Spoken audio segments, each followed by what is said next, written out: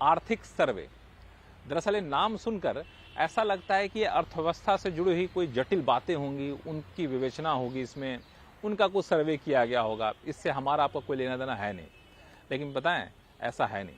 आर्थिक सर्वे बड़े काम का डॉक्यूमेंट होता है, और काम का इसलिए मैं कह रहा हूँ, इस सर्वे को देखने के बाद, पढ़ने के बाद आप बिल्कुल सटीक अंदाज़ा लगा सकते हैं कि आने वाले दिनों में किस सेक्टर में रोज़गार की ज़्यादा संभावना है।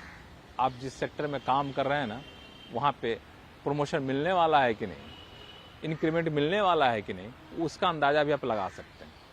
और अगर आप गृहिणी हैं, घर के बजट की चिंता आपको सताती है, तो ज़रूर देखिएगा, क्योंकि ये आर्थिक सर्वे बताने वाला है कि महंगाई बढ़ने वाली है कि महंगाई घटने वाली है।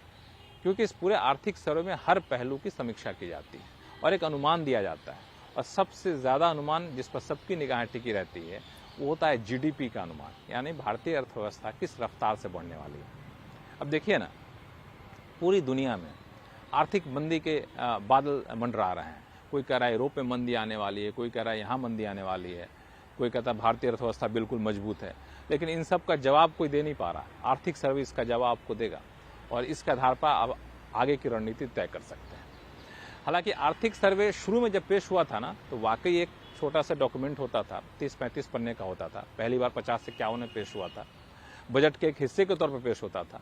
लेकिन जैसे जैसे भारतीय अर्थव्यवस्था की तस्वीर बढ़ती गई, दायरा बढ़ता गया, आर्थिक सर्वे बड़ा होता गया। 63-64 में तो बिल्कुल 2 वॉल्यूम में आना शुरू हो गया, अलग से पेश होना शुरू हो गया। और एक अभी भी 2 वॉल्यूम में आता है, एक आध साल छोड़ने तो।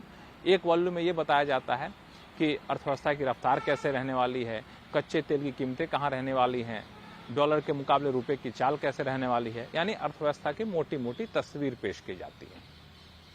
दूसरा एक हिस्सा होता है वॉल्यूम 2, वो भी काफ़ी दिलचस्प होता है। उसमें हर सेक्टर की समीक्षा की जाती है, चुनिंदा सेक्टर की। उसमें बताया जाता है कृषि क्षेत्र का क्या हालत रहने वाला है, एजुकेशन में क्या हालत रहने वाली है, सारी बातें उसमें बताई जाती हैं। और इस पूरे आर्थिक सर्वे की एक खास बात बताया क्या है, आर्थिक सर्वे जो बनाती है टीम ना, वो टीम वित्त मंत्रालय के तहत आती है, वित्त मंत्री के तहत आती है, लेकिन वो खुलकर अपनी बात रखती है। सरकार की सिर्फ तारीफ ही नहीं होती उसमें, सरकार की किस पॉलिसी से क्या नुकसान हो रहा है इस बात का भी जिक्र होता है, किस पॉलिसी में चैलेंजेस हैं वो भी बताए जाते हैं, और कई बार ठोस सुझाव भी दिए जाते हैं। हालांकि सुझाव मानना जरूरी नहीं होता है, लेकिन कई बार सरकार सुझाव मान भी लेती है। जैसे डायरेक्ट बेनिफिट ट्रांसफर जो सरकार लागू कर रही है, ये भी आपको आर्थिक सर्वे में सुझाव दिया गया था। इस तरह की बातें होती हैं। और ये जो टीम होती है, सरकार इसलिए इस पर ज़्यादा भरोसा करती है क्योंकि टीम काफ़ी विद्वान लोगों की टीम होती है। इस टीम के जो मुखिया होते हैं वो जाने माने अर्थशास्त्री होते हैं, दुनिया में अलग अलग संस्थानों में इनका अनुभव होता है। इस टीम में जो लोग काम करते हैं वो लोग इंडियन इकोनॉमिक सर्विस के लोग होते हैं, यानी अर्थव्यवस्था पे काफ़ी गहरी पकड़ रखते हैं। इस वजह से ये जो आर्थिक सर्वे का दस्तावेज होता है काफ़ी महत्वपूर्ण होता है, और आम लोगों की ध्यान इतना रखा जाता है कि आपको याद होगा कि कुछ साल पहले जो है एक थाली थीम पे आर्थिक सर्वे पेश किया गया था, जिसमें बताया गया था कि आम लोगों की थाली कितनी महंगी हुई है, कितनी सस्ती हुई है। इसी तरह से हर साल कुछ न कुछ थीम रखा जाता है, और ये बताने के लिए कि आम लोगों के जीवन पर अर्थव्यवस्था का क्या असर पड़ा है। इस बार जब आर्थिक सर्वे पेश होगा ना 31 जनवरी को, ज़रूर गौर से देखिएगा। हालांकि मैं बताऊंगा आपको सरल भाषा में कि आपके काम की चीज़ कितनी है।